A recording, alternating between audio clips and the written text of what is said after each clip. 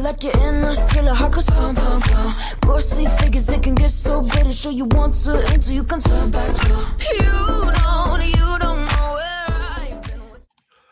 Well, we've had some trades. Woke up to a couple of well, one was big-ish, I guess. I was hoping for some trades. Welcome to a pre-trade deadline mailbag. We can call it that because we do have some player movement. Welcome back, Noah. A couple of weeks. I was away last week, so we had a little bit of a break, which was nice. How are things on your side of the world? Things are going well over here. We had some snow, which I know is very different from the weather that you're getting right now. Very. But it was fun. I think things are going well, and obviously for basketball, it's also pretty cool and fun over here right now with the trade deadline coming up. So just quickly, we'll just recap what has happened in the last. Well, I think it actually happened pretty recently, didn't it? Like it was because I wake up, so I don't know if it happened 20 minutes before I woke up or within the last 2 hours for sure. About an hour and a half. Yeah. Okay, so Jaren Jackson is the big one. So Jaren Jackson is moving to Utah. Didn't see that coming. Along with John Conchar, Jock Landale, and Vince Williams. Utah are sending back Walter Clayton Jr., Kyle Anderson, Taylor Hendricks, George Niang, and 3 future first-round picks. So Memphis are tearing this down, which we thought was coming. Didn't necessarily see Jaren Jackson as the first domino to fall. So there are probably further moves to come here potentially for both teams. But Utah are starting to build ahead of next season. I don't think this changes what we see from them down the stretch. I don't think this means Utah are going to push for a play-in or a playoff spot or anything like that. I think they'll continue to rest players. Is that sort of how you see it? Yeah, I think that, and I know that this is a question, I think this other question has already been typed in there, so I'm sure we'll have to talk about it a bunch, but like, this is terrible for Jaren Jackson Jr. Just for this single season. It gets fine for him long term. For this season, I think Utah showed us with what they wanted to give up. Like they still have their first this year. Mm-hmm. I don't think that they have any intention to make a push for the playoffs. So we're going to see them probably pivot towards a pretty hard tank. They've decided, okay, these are the young players we want to hang on to. These are the ones we're comfortable moving. Like Taylor Hendricks hasn't really panned out this year the way I was hoping he would. I'm sure the way they were hoping. They just drafted Walter Clayton, but it was like they were fine giving those up to bring in a player like Jaren Jackson because they're going to be ready to win games next season. They have Keontae George, they have Larry Markkinen, they have Jaren Jackson now. They're going to add a top pick this year. They still have some other young guys that are still developing, and like they're going to be a competitive team next year. I don't know if they're going to be a top 4 team in the West, but they're going to be competing for a postseason spot next year. This year, we're going to see both those teams that just were involved in that trade pivot towards very hard tanks. Yes, agreed. And then the other trade is more of, I think, teams getting ready for bigger moves, and that is Jaden Ivey, Mike Conley heading to the Bulls. There's no way Conley stays in Chicago, and I mean, he's not fantasy relevant anyway. Jaden Ivey is obviously the intriguing one there. What happens with him? The Bulls now have a lot of point guards. So feels like Kobe White his name's been floated around as someone they might look to trade. So maybe this is an indication that that's the direction they're heading. Kevin Huerter to the Pistons is interesting. I don't think there's a lot of fantasy relevance there, but I do think Huerter is good for them in real life because he gives them some more floor spacing, which is obviously something that they need. So any sort of fantasy takeaways, I'm sure we'll get questions about this as well, but any fantasy takeaways from that trade? The only fantasy takeaway I could see is if Chicago like pivots towards a not full on tank, but some sort of emphasis on improving their lottery odds, and we get to see Jaden Ivey really run free and kind of see what he can be. I'm interested to see how this impacts him in dynasty leagues because the path to him having more time on the ball is a little bit clearer in Chicago than it was in Detroit with Cade Cunningham there. But it's still not great because they do have Josh Giddey, they do have Kobe White, I'd assume they have Trey Jones when he's healthy. So still not great. But we'll see. The return tells me also that like they didn't have to give up much to get this guy that went top 5 a few years ago. So maybe they don't even value him super highly, but they're like, hey, it's worth taking a chance on. For Huerter, I mean, if we look at last year, Detroit had Malik Beasley and Tim Hardaway Jr. in the rotation. They have Duncan Robinson this year, so adding another shooter, I think just having some sort of high-level floor spacer on the floor was a recipe for success for them last year. So seeing them be able to replicate that to an extent this year, I think it's a good move for them.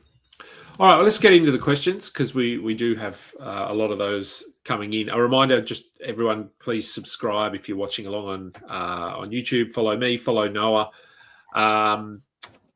And trade deadline show, we are, we're 48 hours from the trade deadline. So Dan's rolling out the trade deadline show. I think he's starting quite early, like 7 a.m. Pacific, which is 11 a.m. Eastern, 10 a.m. 10 Eastern. I'll be jumping on from, 3 a.m. my time, maybe 3:30 in the morning. So I've warned my family that they might hear weird voices coming from the back room. It's just me. Don't panic. Is Paul George a good stash in an 8-team league? He's going to come back. I think I figured out like game 74 or something, game 73.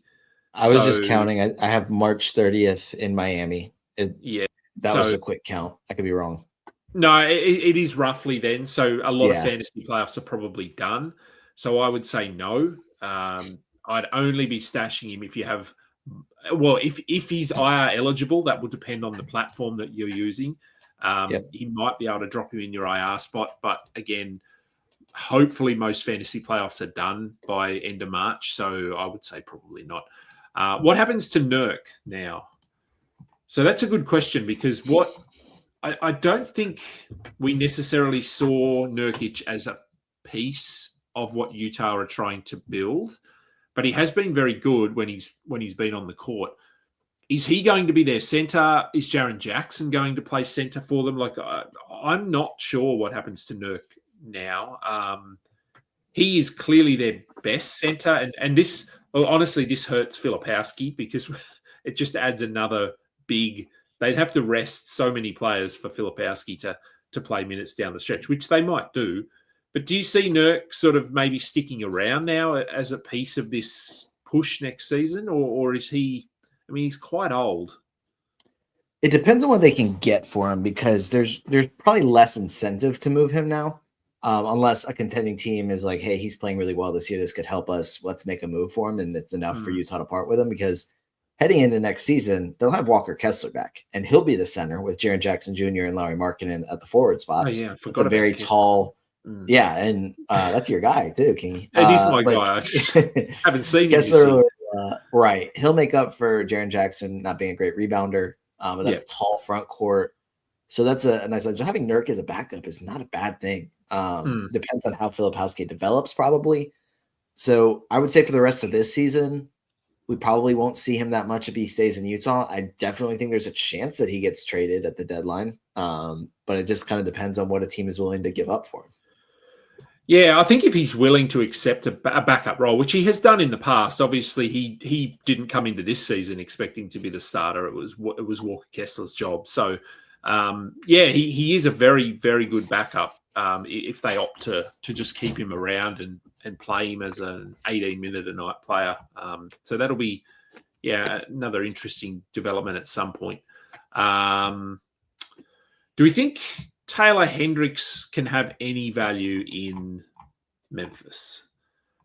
I won't say I was high on him coming into the season, but I did see him as someone who could step into a role. It hasn't eventuated. He's been terrible.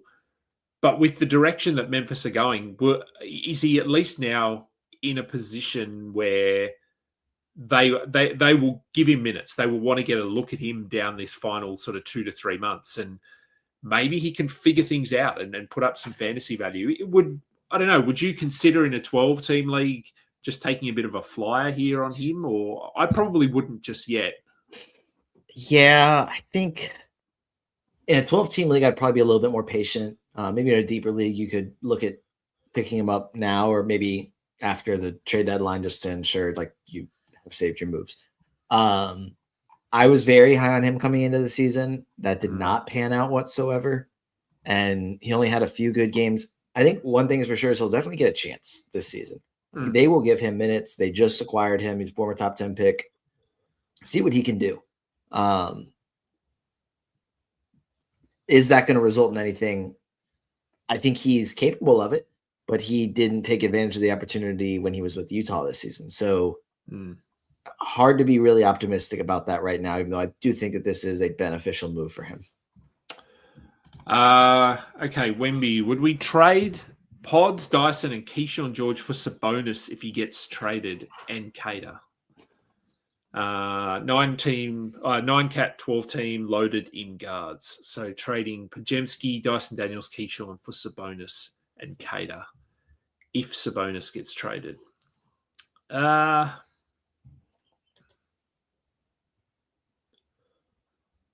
don't know. I think it's okay.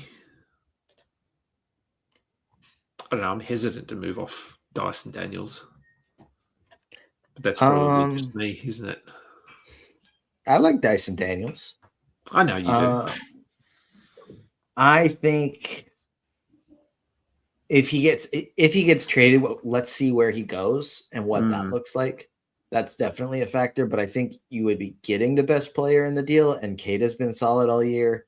But it's tough because Dyson's been really good after a slow start. Keyshawn George is a little bit inconsistent, but has been like as far as like the field goal percentage, but great counting stats, and that's not going to change. Pods has been able to step up a little bit with Jimmy Butler out. So I think it could be a good move in theory, but just kind of need to see where Sabonis gets traded, if he gets traded. Is this good for JJJ's fantasy value? Should we shake our heads in unison?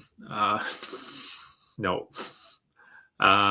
This season, as we've already said, no, he's going to be rested from time to time. And yeah, like I said to you off air, the one league that I'm in my fantasy playoffs and in the final, this is the last week of the season, and I somehow made it through to the final. I have Jaren Jackson in that team. And the guy I'm up against has Kawhi Leonard, Joel Embiid, Luka Doncic. So I'm in trouble. I'm in trouble. He took a lot of swings this season and it paid off, like finally. He also has Peyton Watson, I think, maybe. Anyway, I'm in trouble. I was in trouble even before Jaren Jackson got traded. But yeah, look, in terms of his fantasy value, no, I don't think it's a good thing. I mean, we'll see what their final roster shakes out to be next season once we actually get some clarity. But for this season, I mean, sure, his production will still be good per minute, all that sort of stuff. But I don't see any way where they play him every game or the majority of games. We've already seen from Utah that they're certainly willing to bench players when they need to lose. So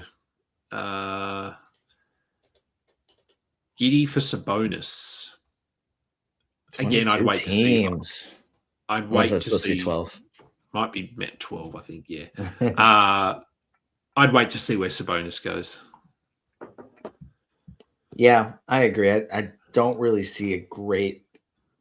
Maybe there is like a situation where he ends up where it's like that trade makes sense, but okay, a long one. A team out of the playoffs just traded SGA for Giannis, Brunson, and Watson. Or for Giannis, Brunson, and Watson for Giddy. And for Giannis and Brunson and Watson for Giddy and Ihart. And then okay. No. Traded to the top teams in the league all this morning, veto worthy. Okay, so SGA for Giannis and Brunson. Oh, I don't think it's veto worthy. Obviously, with Giannis out, it's a bit sketchy. Yeah. Watson for Giddy and Ihart. I don't know. Like, I would say that the SGA side like definitely wins, but yeah, I would prefer the SGA side, but I don't know because Giannis could come back, and Brunson's also been really good. It's not like they traded him for like it's not like it was Peyton Watson for SGA. It was so Watson for Josh Giddey and Ihart. Like Hartenstein's been injured. I would say Giddey's been better than Watson, but Peyton Watson's been really good. And then Giddey's, Giddey's hamstring is lingering like this. Yeah, it's so that's a little bit concerning. And Nickeil Alexander-Walker for Derek Queen, like that's a fine trade. Yeah, that's fine. I don't think any of them are veto worthy. No, I don't think so. I think it is just if you're already eliminated from the playoffs. Like if I'm already eliminated from the playoffs in the league, I'm probably not actively looking to trade because I kind of feel like I'm not really in the league anymore because I'm not competing for a playoff spot. But if other leagues might be different, so a flip and ace drops. I don't think so. Not yet. I wouldn't react yet. I will wait and see what is done. I still think that Ace Bailey is going to play a lot down the stretch, and Filipowski, they will try to find him minutes. As I said, it will be a little bit trickier now with another talented front court player, but Utah will find a way. They always do. They find a way to rest as many players as possible. What's this one? Okay, just got offered Mattis Buzelis and Isaiah Hartenstein for Jaren Jackson. Do it. You're getting Mattis and Hartenstein. You're getting two players that are going to play a good amount this season, I think. Yeah, I think I'd be okay with that too. Yeah, a lot of JJJ stuff. Okay, rest of season outlook for Peyton Watson. How do we value him trade-wise? 12-team. Head-to-head, 4-punt build. How do we value him trade-wise? I think he's probably... I mean, I don't even know what his rank is this season. I just know he's been really good. Let's have a look. I mean, Aaron Gordon is done for quite a while. So yeah, he's... factor him out. 103 on the season, 94 last 2 months, 43 last 2 weeks. Okay. I sort of had in my head that he's probably been a top 50 player. I don't think you're moving him for a top 50 player because obviously that last 2 weeks, a lot of that was without Jokic and he's back now. So, but in saying that, even in the last couple of games with Jokic, Peyton Watson's still been really good. He's still scoring 20 plus points per game. The rebounds will drop back a little bit now that Jokic is back. So he's going to, I think, to maintain sort of that top 80, top 90 value, he's going to have to pick up the defensive stats a little bit because that's where his value comes from. So that'll be interesting just to see if he can continue to get steals and blocks. I think the points and threes will linger around. So trade-wise, I think if you could move him for a top 50 player, I absolutely would. And I probably wouldn't go any lower than maybe top 80. But honestly, I'd just hold him and ride it out. Yeah, I agree with that. We're still stashing Filipowski. Yeah, I think we're so close now to the deadline that you have to just give it. If you've been stashing him for this long, to give up on him following one trade, I don't think that'd be a good move. I think I'd hold him until we see what the roster looks like once the dust is settled.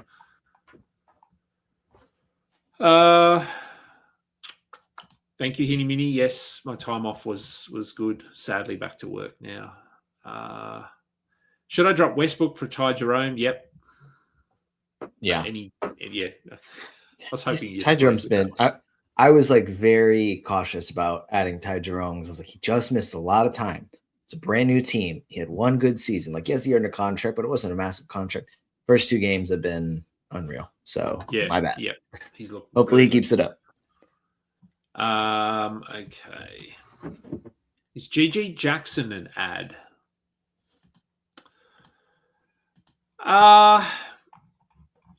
Look, I guess he is probably one of the guys that is going to benefit in the short term until everything is finished here. So yes, but we're also very cautious in terms of wasting waiver moves at this point because we are only 2 days again away from the trade deadline. If you've got unlimited moves, then yeah, absolutely go and give Jaren Jackson a look. But I don't know if I'd have him as a priority move just yet. What are your thoughts on him? Like, is he someone you think, just given the direction that they're clearly headed in, is he someone that's just going to play big minutes rest of season?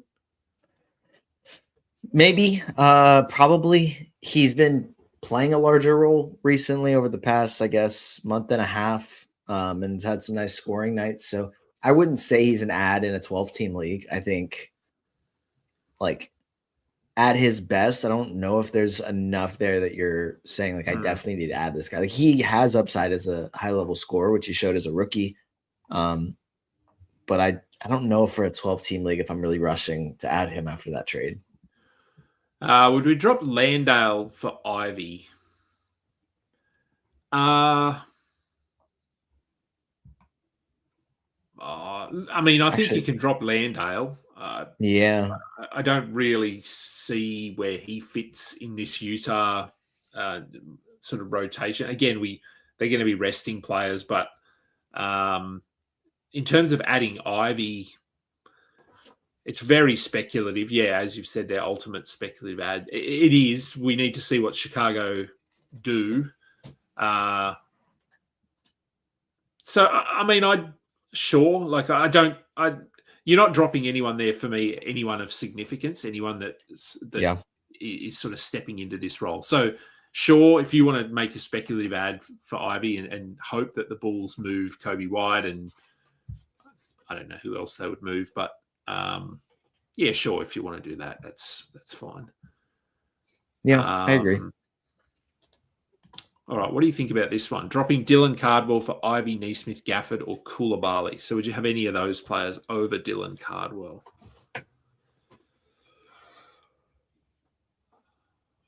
Neesmith's been really good recently.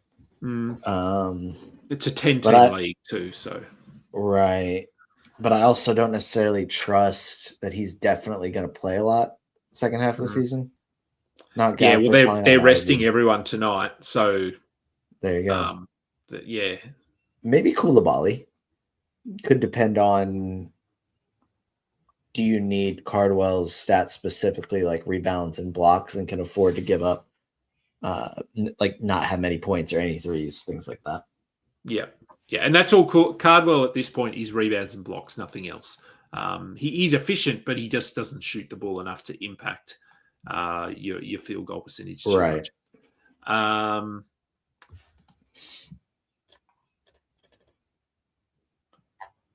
Where's dropping for? That's from an earlier question, I think. Hang on.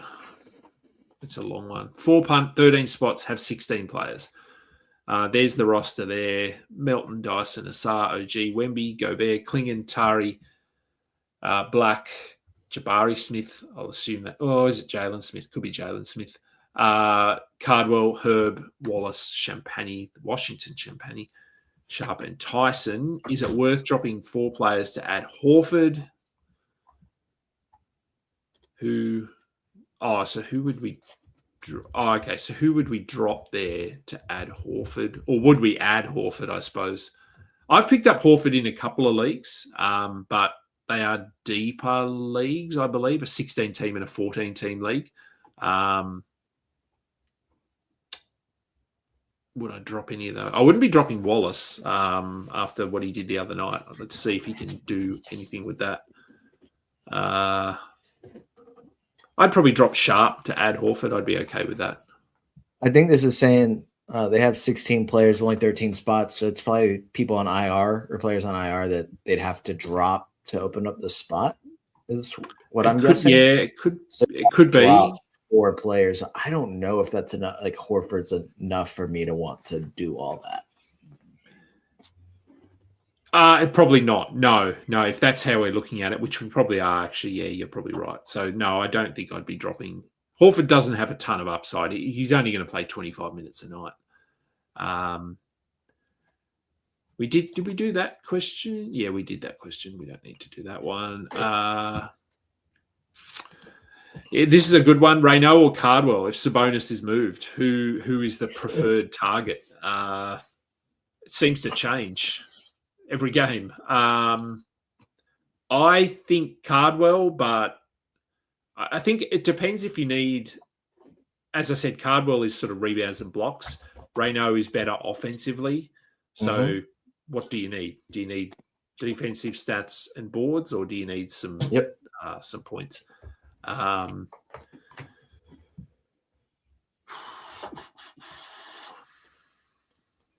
Is Aldama better than any of these three? Oubre, Najee, Io. I already have Ty Jerome. I would say that yes, you'd want to add Santi Aldama after that trade. I'd probably drop Io. I just think that, I mean, Chicago's backcourt has been healthy, but they just added another wrinkle there. So, like, he'll get minutes, but he's been starting recently, been playing well, but don't know how much that continues. Oubre's starting now that Paul George is out. I feel a little bit better about him, and I'm not dropping Najee, so I would add Santi Aldama and drop Sumu.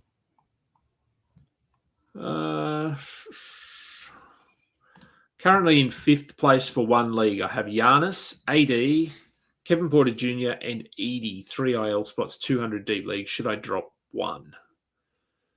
So you can have, obviously, you can have 3 of those 4 in your IR spots. So I guess it's, are you opening up a streaming spot or holding on to them? I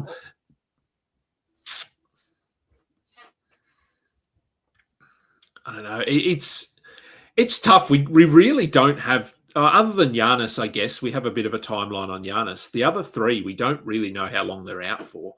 Kevin Porter Jr. could be back in a week. We just don't know. We'll assume all of them are out through the All-Star break, but 200 deep league. I don't know. If you're in 5th, I'd probably hold through the All-Star break, I think, and just see if we get a timeline on those guys.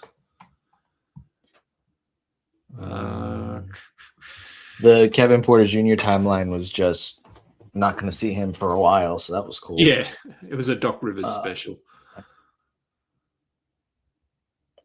What is this question? Okay, I'm just going to bring it up. Fat Cookie Monster. Josh Lloyd is saying Jazz can't catch the bottom 4 teams to secure the top 8 pick for sure, and thinks the Jazz are content and might test the waters with the team. I don't tank. It's possible. I haven't even looked at the standings. Let me have a look. I guess when did he say that before this trade or after this trade? Because they're 15 and 35. The Nets are 13 and 35. Wizards 13 and 35. Pacers 13 and 37. Pelicans 13 and 39. So they're currently 6th. They currently have they have the 6th worst record at the moment. Pelicans, Kings. Pelicans don't have their pick, so I don't really see the Pelicans tanking necessarily. That's right, isn't it? They don't have their pick. They don't. The Hawks do. Yeah, and you're fully aware of that. So the Pelicans, there's no real reason for them to want to lose. So they could certainly jump ahead of Utah, and then there would only be one team out of, Yeah, Washington, Brooklyn, Indiana. I don't see any of them trying to win. Yeah, look, I think it's possible. Sacramento could fumble their way to some wins at some point. That would be very Sacramento. So, yes, look, there's a chance here that Utah do want to get a look at the team that they have, but yeah, I'm not sure it happens. I just think that, even if they can't get into the top 3, they can't afford to fall out of the top 8. And the current odds that they are at 6th, it's weird how the odds work, but so if it stays inside the top 8, they'd have a pretty good chance, but there's like a 4% chance of them falling outside the top 8, which is low. But if they can bump up a spot or 2, then like that really, really lowers those odds. Like if they have the 5th worst record instead of the 6th, then they're only have a 0.6% chance of falling out of the top 8. And if they get up to 4, then there's 0% chance. So basically they can't afford to take that risk. Like if it happens to fall to 9, they don't get that pick. Like they're not going to take a chance, in my opinion. Josh may have a source that says otherwise, but based on as like an outside perspective, that's what I would say. We're rostering Melton in a 12 team. I think he probably should be rostered in most 12 team leagues. Do we want to drop Cardwell for Hendricks? So we talked about Hendricks potentially getting an opportunity here in Memphis. Would we drop Cardwell for him? I don't know that I would, just because Cardwell's been much better. And like I guess that's the thing I was saying at the beginning with Hendricks. It's not like he hasn't gotten an opportunity this year. Like he's gotten a chance, he just hasn't taken advantage of it. Could they, change the scenery help? Yes. If he ends up playing better, I think he can do more than Cardwell, but I don't think you can at this point. 10-team 9-cat can roster 2 of these 4. Looking for rest of season. PJ Washington, Russell Westbrook, Kelly Oubre, Benedict Mathurin. Not Westbrook. I'd probably go Washington and Oubre. I agree. I'm not going Mathurin. I think the Westbrook versus Oubre is maybe a little bit of a conversation to me. Just kind of depends on, can you deal with Russell Westbrook being incredibly inefficient at times, which is probably a little bit harder to deal with in a roto league. But I guess Washington and Oubre feels like the safest route. Recently picked up Ty Jerome for Jalen Tyson. Was it worth it? Oof. I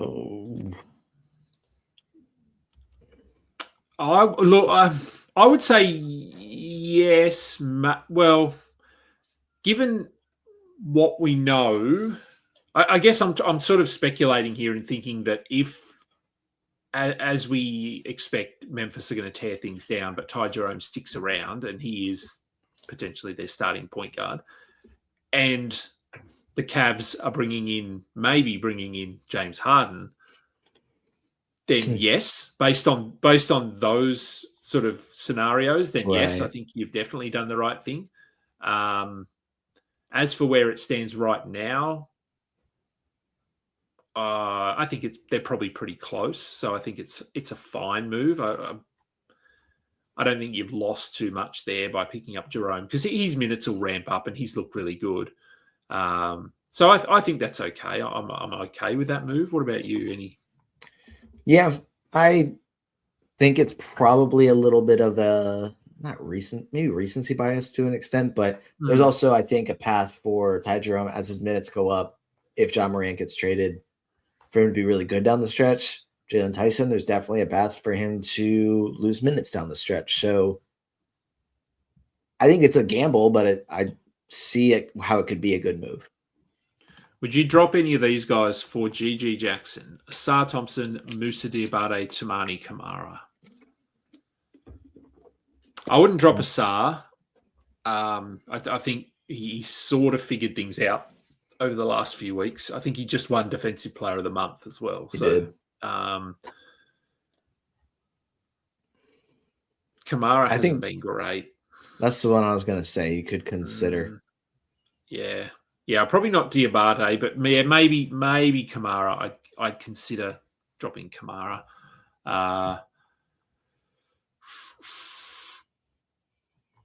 12-team 9-cat. Cade for OG and RJ Barrett. Is that vetoable?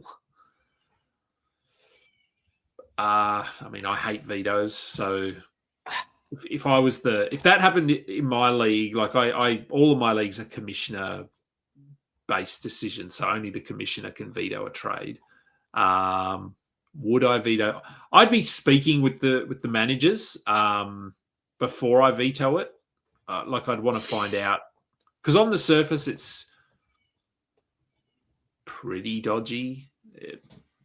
Cade is certainly the best player quite comfortably, but OG has been fairly good this season. Like I feel like he's been top 30. Am I off there? Off the top of my head. But I feel like he's been really good this year. Agreed. OG, 38th ranked player this season, top 20 over the last 2 weeks. Yeah, look, it's certainly whoever's getting Cade there is winning, I suppose, if we want to talk about winning and losing trades. But I would chat to them, because maybe the team that's getting OG and RJ Barrett, maybe they're punting certain categories. Like this could be a build related decision. So it's not biased enough for me to just go, yep, I'm vetoing. I'd have a chat with the managers. We're not going to get through all these, are we? I mean, you can see the questions too. Are there any you've read that you want to? This one could be interesting. I've been stashing Jalen Green, but I'm assuming I should drop him if Ty Jerome available. Jalen Green is questionable. I think, yeah. Yeah, he's questionable. Yeah, questionable, yeah. I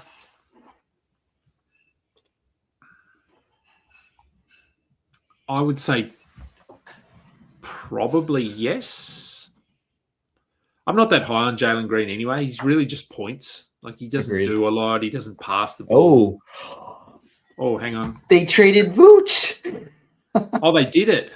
To Boston for Anthony Simons. Wow. Another guard in Chicago. Okay. Another Chicago. They're going to run that 5-point guard lineup that I talked about. Oh, my goodness. Okay, so dang. So if Hader. Oh, dang. Because Boston are Jalen Smith. Jalen Smith, yeah. So Jalen Smith should be rostered anyway. I would assume if he's available, I would probably go and pick him up. The Bulls might not be done though here, so just do remember that. But yeah, I think this potentially hurts Cater. Do you think Vooch comes in and starts? I would assume he probably does. Luka Garza's value is completely gone. Yeah.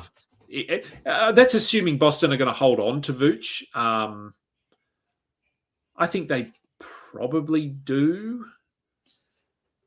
Yeah, but I would they imagine. didn't value Simons at all. Like I think they just wanted to get off Simons here as well. So,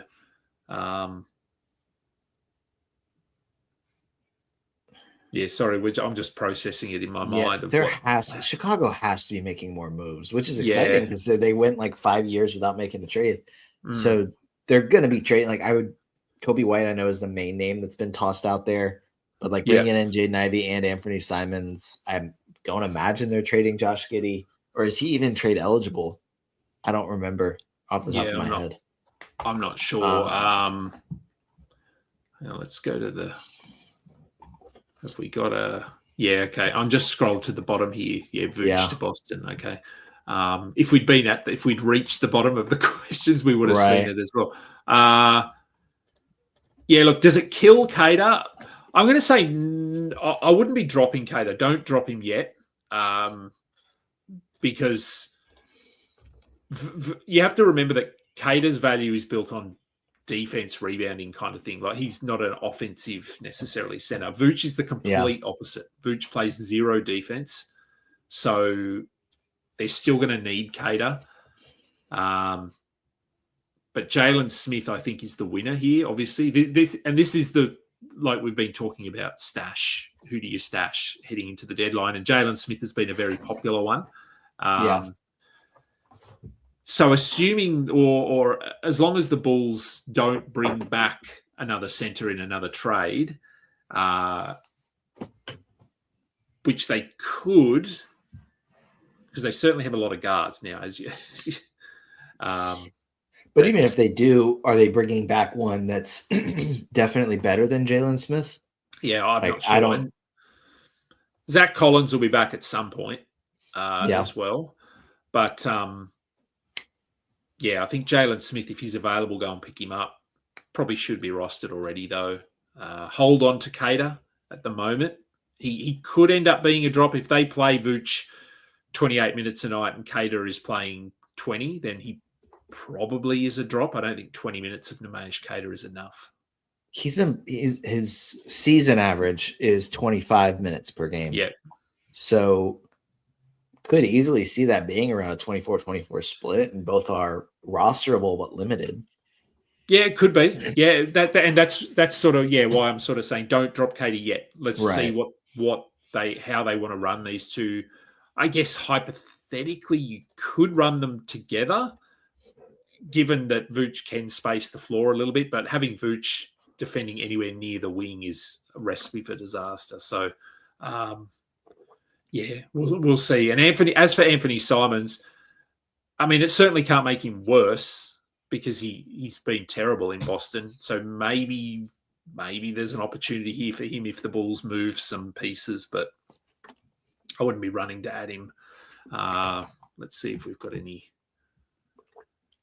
questions. Oh, yes. So can Cater play some 4 next to Vooch? Yeah, I think Vooch would be the floor spacer there. Look, I guess they could, like I said, but I'm not sure they will. Would we drop Monk, Christie, or Jarris Walker for Jabari Smith in a points league? For Jalen Smith? Yes, and yes, I think. Yeah, I think I'd have him over all of those. Monk is the interesting one because we just don't know where he's going or what's happening there. Where are we seeing the Vooch news? Shams has just dropped it on Twitter. Mm-hmm. So Boston is also under the first apron now, almost under the tax altogether. So Boston might not be done. Yeah, good point, Chad.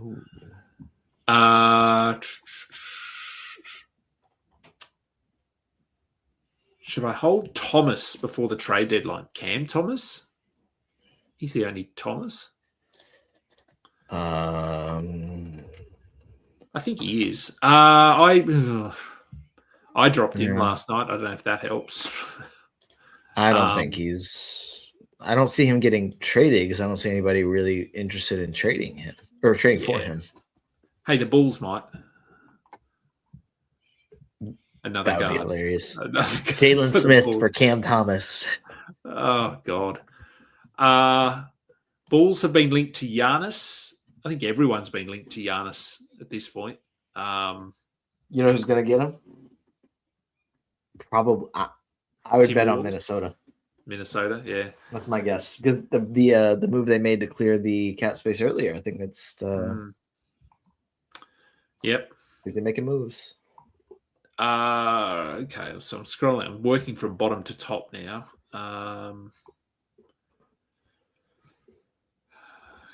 Correct. They finally did it. Actually, I'll be curious if you want to hear some happy people. Listen to, when do they do their show? Mike Barner and Kirian Specker. They do a RotoWire show. I think they do it on a Thursday, a Wednesday maybe. Anyway, Mike Barner is a Bulls fan and has been calling for this trade for a long time. So he will be a very happy man, I think. Trade. So where were we up to? Sorry, I'm just scrolling back up to where we were. Yeah. Oh, yeah, that was the trade. We had that one. Should I?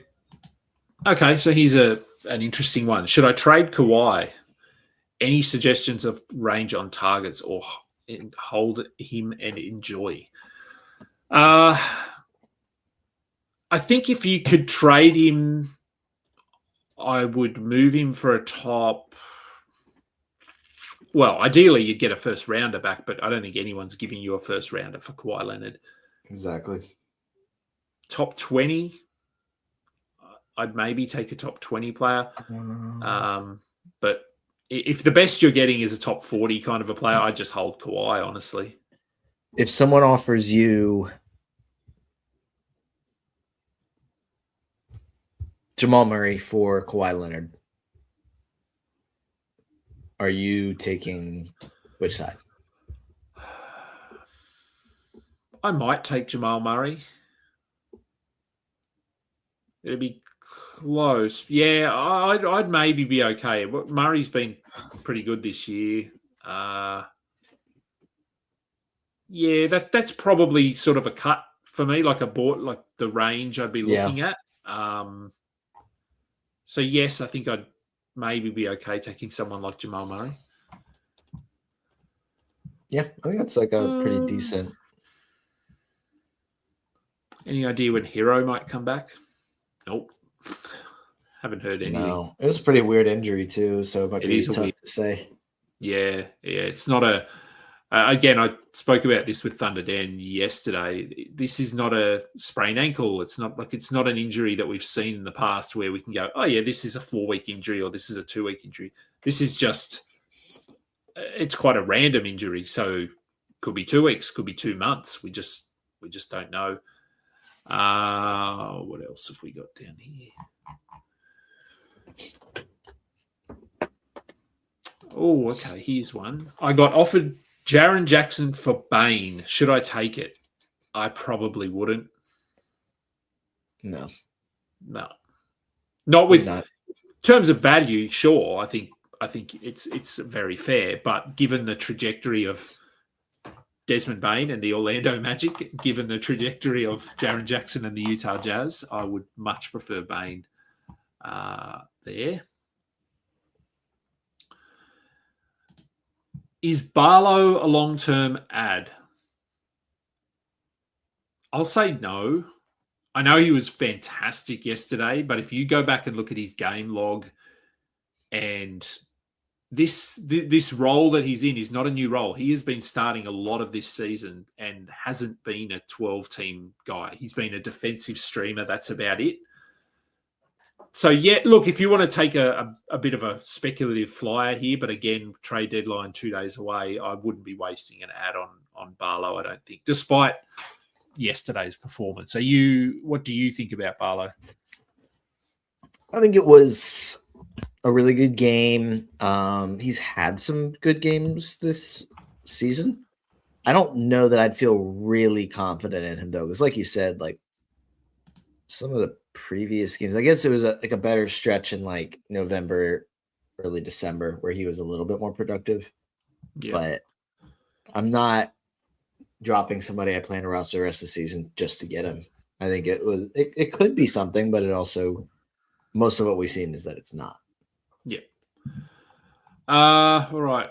Let's work our way down. We've got about 5 minutes here, and then we'll get out. Lots of Vooch chatter. Well, very good question. Why are the Bulls collecting guards? I can't answer that.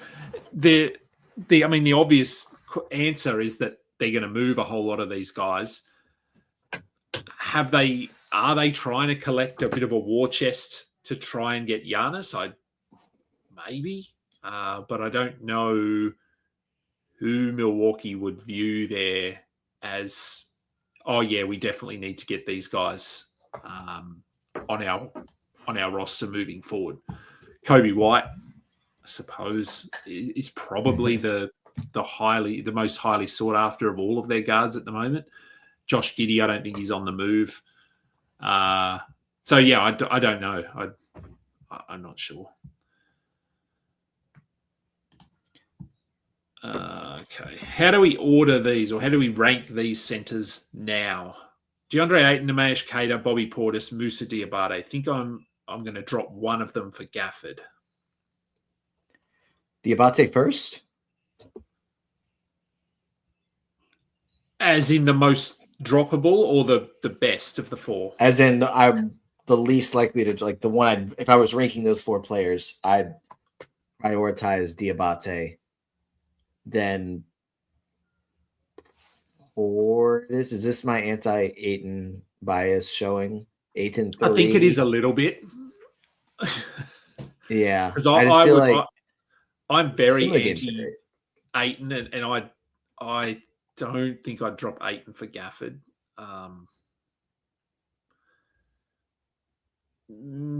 It could end up being Keita, like we said. If this is a situation where Keita is going to now play 18 minutes a night, then it's probably Keita.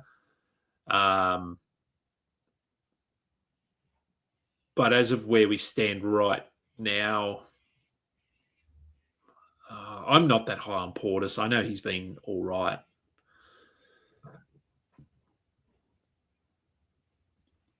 Well, I guess the question is, would you drop any of these guys for Gafford? I don't think I would. So maybe that's the simple answer. No, yeah. You don't need to add that. I was trying to still rank the four, but I have zero interest in adding Daniel Gafford. Okay, well, let's make that the answer.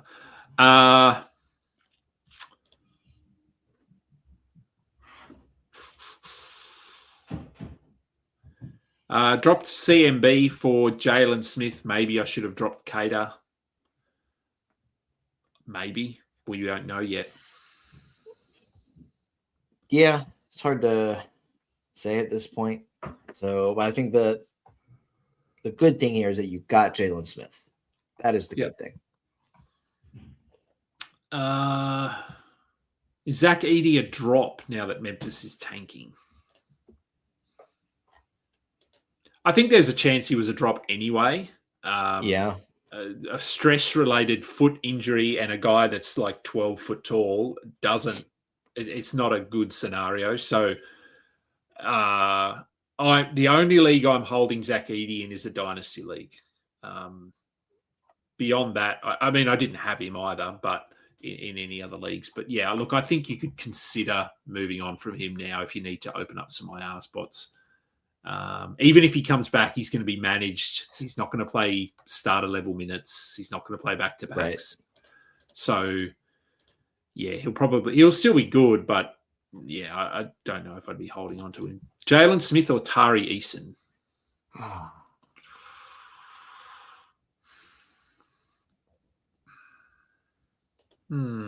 It's pretty close, I think. Yeah. I'll probably stick with Tari Eason, but Jalen Smith should be rostered. So hopefully it doesn't come down to this and you can find someone else to drop. Yeah. Yeah, I think I'd lean Tari as well, just slightly. But yeah, as you said, both I think should be rostered. Kobe and Io on the move, apparently. Okay. Oh, well, we'll see. We'll see. Should I drop Diabate for Jalen Smith? I don't think I would. And they're very different as well. So Jalen Smith will give you more points, more threes. Diabate is rebounds. Defensive stats, they're pretty comparable, I think. Jalen Smith has been sort of upping his block numbers a little bit. Yeah. So, yeah, I think if you don't need threes from your big man, like if you're okay in that respect, then I would hold Diabate, I think. Do we think Keontae is a shutdown risk? I think he is. I think it's, or at least like have his games and minutes managed and limited, just because he's reached the point where he's good enough that they have to consider that to maximize their lottery odds.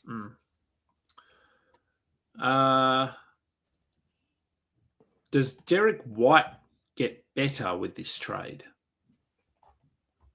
I don't think so. I don't think it really impacts him too much. I don't really see. I don't think he's getting more minutes. He's at 34 minutes per game this year, and he's gotten plenty of shots, plenty of usage. He just has to shoot a little bit better. But yeah, I think that's been like for Derek White to get better. His shot just needs to start falling, and it will at some point. I don't think this trade really impacts him too much. Who's more valuable now, Buzelis or Jalen Smith? I think I'd still go Buzelis there. Yeah. What does it mean for Vooch? Yeah, well, again, time will tell. If he's coming in to start, it probably means how many minutes is he playing this season? There's Vooch. So Vooch currently at 30, basically 31 minutes a night. That could certainly drop if either way, if he comes off the bench or starts, this could be he goes to 28 minutes, could drop to 24, as we said, if it's a minute split. And if they're going to play him as a backup, which I don't think they will, he could play 20. But look, he probably takes a little bit of a hit here and drops down to minutes in the high 20s rather than the low 30s. Yeah.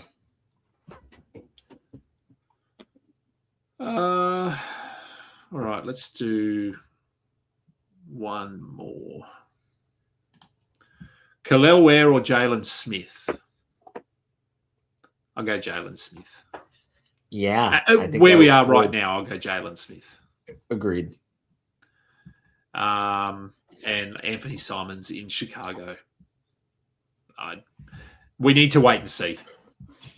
They're almost certainly going to move at least two of these guards, and Simons could be one of them. He could be someone that they move. In a trade. We just don't know. So it's too hard to know at this point. All right. That was an hour. That was a lot of Looks like it's going to be a fun trade deadline based on today. Hopefully it's not like all the moves are done today. It's like these moves feel like setup moves. So hopefully there's more to come. Yeah, and that is why we sort of say hold on to your waiver wire moves. Don't necessarily run out and add someone based on these initial moves because there could be more to come. So, yeah. All right. Follow Noah, follow me, follow Old Man Squad to do all of that stuff. We'll be back next week. Trade deadline show, as I said, this Thursday, starting at 10 a.m. Eastern, something Early. like that. You'll be on there. I assume are you on there at some point with? At some point. At some point. I'll be on there as well.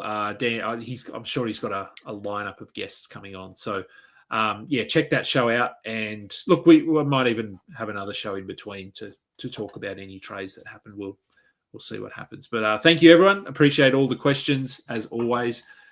We will be back next week. He is Noah Rubin, as I find my button here. I'm Adam King. This has been Stuff It Fantasy Basketball Podcast. We are done. You don't know where I've been, what's going on inside, where the monsters like to come alive, come alive.